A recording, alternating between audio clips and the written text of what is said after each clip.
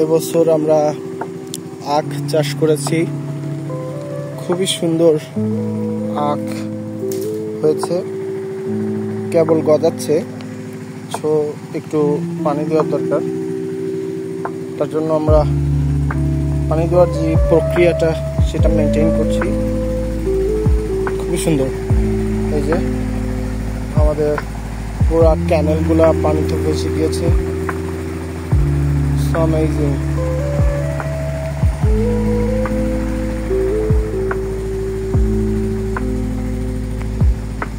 আমাদের আখ ক্ষেত,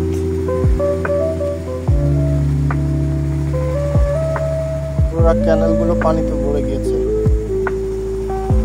আর বিকালের সূর্যটা খুবই সুন্দর, খুবই সুন্দর। এই যে মনোরম দৃশ্য, প্রকৃতির যে মনোরম দৃশ্যটা, এটা শুধুমাত্র ভিলেজেই খুঁজে পাবেন, আই মিন গ্রামে। খুবই সুন্দর। পুরা পানিতে ভেসে গিয়েছে।